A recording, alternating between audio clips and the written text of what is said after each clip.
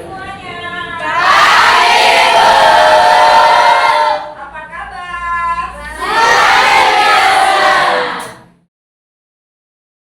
Pelajaran IPS di sekolah dasar, ada baiknya kita berdoa menurut agama dan kepercayaan masing-masing supaya pembelajaran hari ini mendapat keberkahan dari Tuhan Yang Maha Esa. Masih ingat nyanyinya?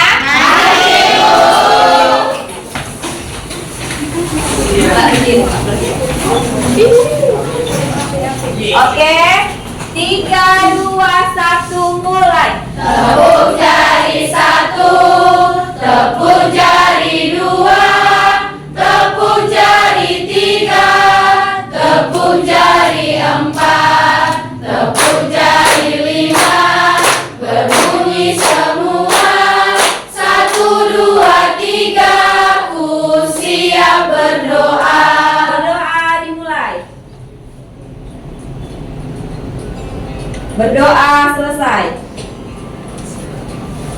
Baik, untuk kelompok 6, Ibu persilahkan untuk mengambil alih proses pembelajaran hari ini. Kami dari kelompok 6 akan mempresentasikan hasil kelompok kami yang berjudul Strategi Pembelajaran IPS di Sekolah Dasar. Kepada pemateri pertama,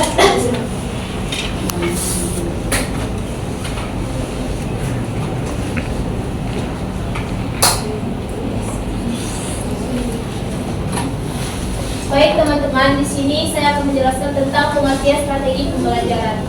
Strategi pembelajaran merupakan satu cara atau pola yang digunakan oleh guru di dalam perwujudan kegiatan belajar mengajar. Dalam pola tersebut, tentu tergantung bentuk-bentuk rangkaian perbuatan atau kegiatan guru dan siswa yang mengarah pada tercapainya tujuan-tujuan pembelajaran menurut Ramajoli tahun 1980. Selanjutnya, ada prinsip-prinsip strategi pembelajaran IPS. Karena dalam menentukan sebuah strategi pembelajaran IPS SD kelas awal ini harus memperhatikan apa saja berhubungan dengan siswa. Yang pertama ada bermakna atau meaningful, dan kedua ada integratif atau integratif, yang ketiga ada berbasis nilai atau value, basic, dan keempat ada menantang atau celini, kelima ada aktif, keenam ada pengembangan berbagai potensi dasar siswa SD seperti 1. Dorongan ingin tahu atau sense of curiosity, dan yang kedua ada minat perhatian atau sense of interest, dan yang ketiga ada dorongan membuktikan kenyataan atau sense of reality, dan yang ke-8 ada kesinambungan dan tahapan perkembangan sosial siswa. Sekian saya silakan kepada saudara. terima kasih kepada pemateri pertama. Melanjutkan pemateri.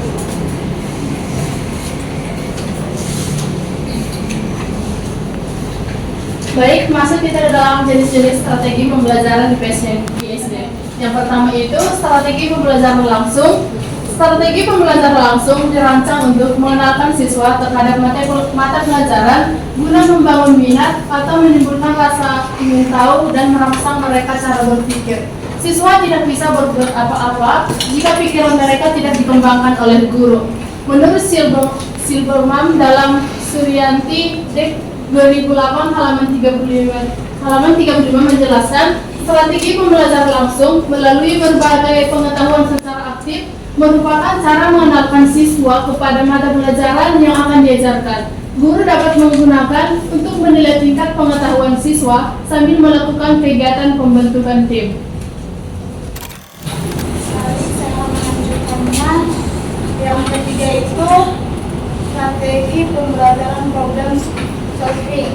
Penggunaan pemecahan masalah sebagai suatu strategi pembelajaran mengajar memecahkan masalah adalah mengajar bagaimana siswa memecahkan suatu persoalan, misalnya memecahkan berbagai masalah sosial di kehidupan masyarakat, yakni masalah bullying atau perundungan. Strategi pembelajaran pemecahan masalah adalah teknik untuk membantu siswa agar memahami dan menguasai membantu memecahkan permasalahan. Yang keempat itu strategi mengulang. Strategi mengulang sederhana digunakan untuk sekedar membaca ulang materi tertentu untuk menghafal saja.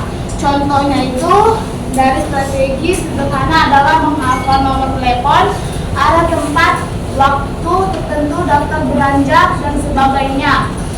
Memori yang sudah ada di pikiran dimunculkan kembali untuk kepentingan jangka pendek seketika dan sederhana. Penyerapan bahan belajar yang lebih kompleks memerlukan strategi mengulang kompleks. Ditentukan sebelumnya. Masukkan pada strategi pembelajaran beta dan global. Pembelajaran keterampilan beta pada global merupakan salah satu metode dalam pembelajaran geografi. Namun, pembelajaran ini tidak hanya menunjang pembelajaran geografi saja. Pembelajaran sejarah, pendidikan kewarganegaraan, sosiologi, bahkan bahasa Indonesia. Dalam pembelajaran siswa diharapkan mampu membaca dan menunjukkan tempat serta analisa. Tentang strategi pembelajaran IPS di sekolah dasar. Jadi banyak strateginya. Tadi ada strategi apa aja? Ada yang bisa Isna ini? Baik, yang pertama ada strategi pembelajaran langsung. Oke, kamu? Strategi pembelajaran cooperative learning. Tadi langsung sama cooperative learning. Coba yang di sini strategi apa? Strategi mengulang. Ah? Strategi mengulang. Mengulang. Kakak? Strategi organisasi. Strategi organisasi. Kakak? Strategi elaborasi. Elaborasi. Strategi pembelajaran kemampuan berpikir. Kemampuan berpikir. Ada yang lagi? Ada yang tahu? Strategi pembelajaran peta dan global. Peta dan global. Ada lagi? Strategi pembelajaran kooperatif. Kooperatif. Ada lagi? Strategi pembelajaran problem solving. Problem solving. Oke. Strategi pembelajaran IPS di sekolah dasar adalah strategi problem based learning. Jadi saya mau tanya, siapa yang mengetahui tentang strategi tersebut yang bisa memberikan pengertiannya? Bisa raise hand? Ya Risma. Baik, jadi strategi problem solving yang tadi itu dimana artinya itu memecahkan sebuah masalah. Nah, di sini mahasiswa diajarkan untuk ketika ada masalah, diajarkan untuk menyelesaikan sebuah persoalan tersebut. Misalnya itu ketika ada kejadian bully, bukan? Jadi itulah gunanya strategi problem solving ini, dimana diajarkan mahasiswa untuk memahami, menguasai, dan bisa menyelesaikan sebuah persoalan tersebut. Oke, ada yang mau memberikan tanggapan lainnya? Nah, kelompok sana. Permasalahan di SD selain bully apa? Contohnya, kan banyak. Selesai. Tawuran. Bang saya tawuran katanya. Jangan-jangan abang tawuran? Pernah tawuran nggak? Nggak pernah. Oke, bagus. Selain tawuran? Kesulitan membaca dan menulis. Kesulitan membaca menulis. Ini Bolos sekolah. bolos sekolah. Oke, jadi banyak ya permasalahan yang ada di sekolah dasar yang memang harus kita selesaikan. Ini ada salah satu masalah yang sering terjadi di sekolah dasar. Salah satunya itu ada kasus bully. Di mana kasus bully ini sekarang lagi marak-maraknya. Karena peserta didik itu seharusnya karakternya dibagusin itu dari mulai tingkat sekolah dasar. Jadi ini kelompok 6 memiliki video pembelajaran tentang kasus bully. Jadi sebelum melihat videonya, ibu mau kalian berubah posisi duduknya sesuai kelompoknya masing-masing. Silakan dari sekarang.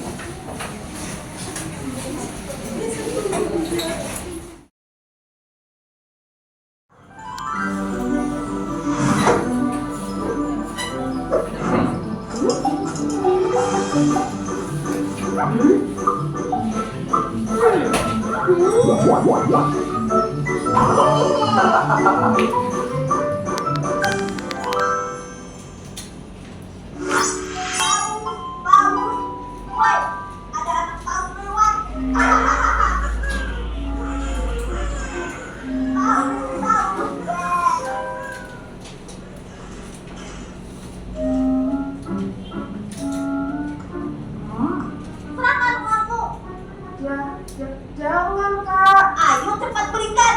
Aduh,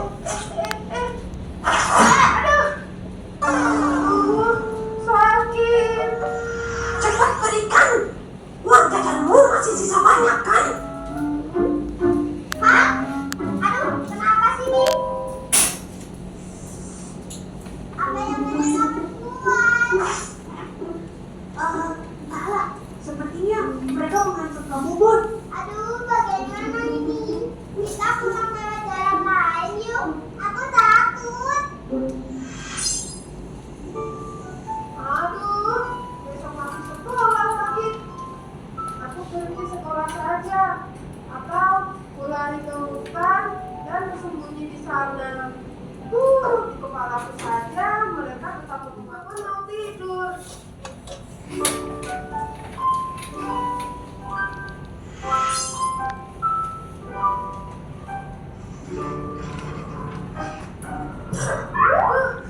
Berkali sini, aku lihat ada paus di sana juga. Hei Kedengo, stop berhubung kamu, Bos. Tahu tidak, tindakan kakak itu tidak terpuji. Dia sungguh menyeramkan, seperti monster.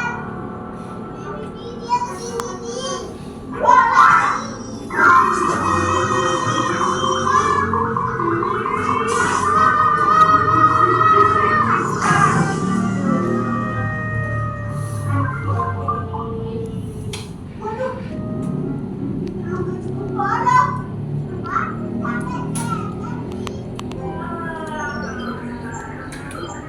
Ada apa ini? Ikut. Video yang di depan, bahwasannya yang dibully siapa? Ada yang bisa memberikan pendapat kenapa Bobon dibully? Karena badannya besar dan tidak memiliki keberanian. Karena badannya besar dan tidak memiliki Keberanian. Jadi sekarang dikerjakan tugas. Ibu mau apa sih yang bisa kalian lakukan sebagai calon guru SD agar bully di tingkat sekolah dasar itu makin menurun? Jadi apa tindakan atau perilaku yang bakal kalian lakukan sebagai calon guru SD agar kasus bully di SD itu makin menurun? Paham ya?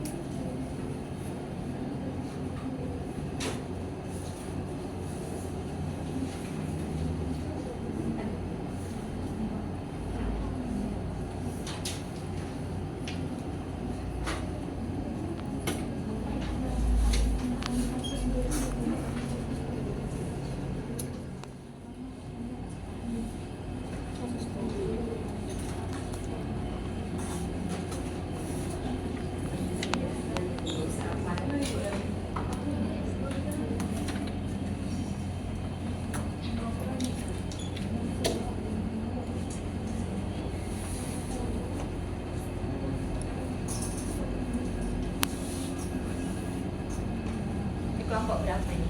Satu kelompok.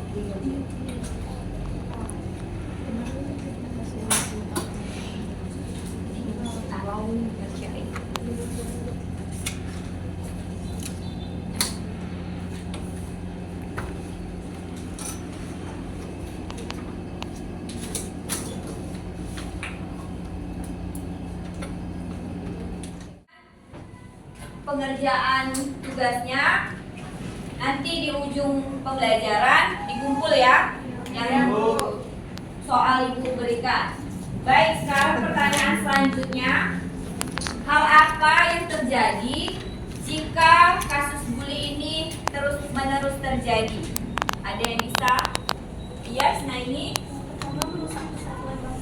merusak kesatuan bangsa. Oke, ini merusak mental seseorang, psikologi, ya kan? Selanjutnya yang di belakang,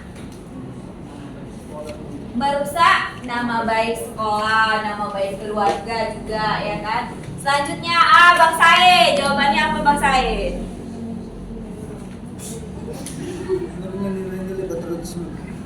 Menurunnya sikap patriotisme.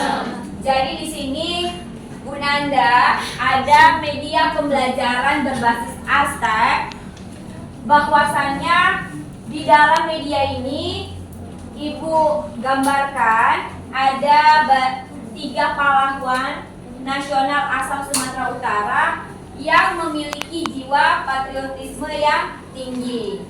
Makanya kita sebagai generasi muda seharusnya memiliki jiwa patriotisme yang tinggi. Salah satunya kita tidak boleh membuli. Oke.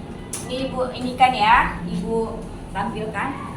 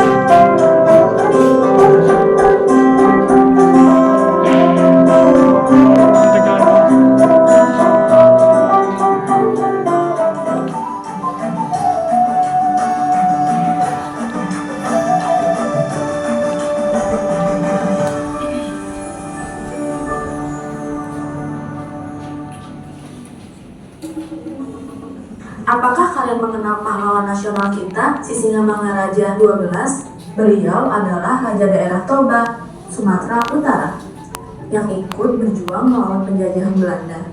Mari kita simak kisah hidupnya.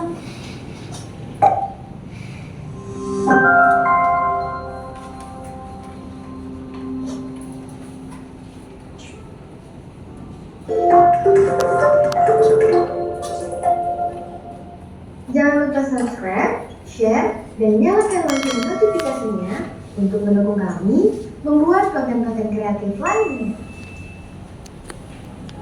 Pada tanggal 18 Februari 1845 di Bakarat, lahirlah seorang anak yang dinamakan Atuan Kosa dengan gelar Ompu Pulau Batu. Ia adalah keturunan seorang pejabat. Berapa SM Raja lahir? 18 Desember. 18 Februari. Yang ditunjuk oleh Raja Pangarujung pada masanya. 31 tahun kemudian, ia naik tahta sebagai Sisingamangaraja 12. Penobatan Sisingamangaraja 12 bertepatan dengan dimulainya Open Door Policy atau politik pintu terbuka oleh Belanda. Kebijakan ini bertujuan mengamankan modal asing yang beroperasi di Hindia Belanda, serta menolak Korte Verklaring atau perjanjian pendek di Sumatera.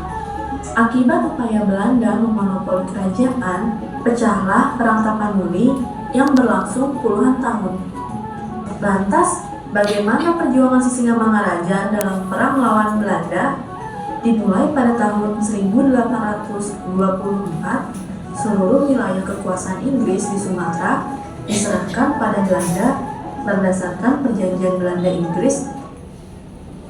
Tahun berapa kekuasaan Inggris di Sumatera diserahkan ke Belanda? 1824. Berapa?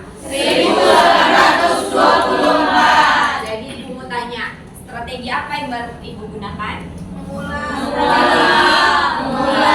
Jadi dari kita nonton video tadi, Ibu ada mengimplementasikan salah satu strategi yang dibahas kelompok 6, yaitu strategi mengulang. Lanjut ya. Atau Anglo-Dutch Treaty. Pada tahun 1873, Belanda melancarkan invasi militer dan memicu Perang Aceh, dilanjutkan invasi ke Tanah Batak pada tahun 1878. Tidak seperti Raja-Raja Huta Kristen Batak, Sisingamangaraja 12 menolak kehadiran para orang asing. Oke. Ketua kelompoknya mengumpulkan tugas yang Ibu berikan. Jadi sebagai penutup, tadi ada beberapa strategi pembelajaran yang telah dipaparkan oleh kelompok 6. Jadi di sini Ibu mau mengingatkan, keberhasilan suatu pembelajaran itu tergantung dari strategi pembelajaran yang digunakan sama media pembelajaran yang digunakan oleh guru. Jadi kalian nanti waktu terjun ke lapangan jangan sampai salah pilih strategi. Nanti kendalanya apa? Tujuan pembelajarannya tidak tercapai. Sekian dari pembelajaran hari ini. Untuk meningkatkan sikap patriotisme kita dan menjauhi sikap bully di lingkungan, ada baiknya kita nyanyi Hari Kemerdekaan, ya. Karena kita sebagai generasi muda sama-sama menjaga kemerdekaan yang telah diraih oleh pahlawan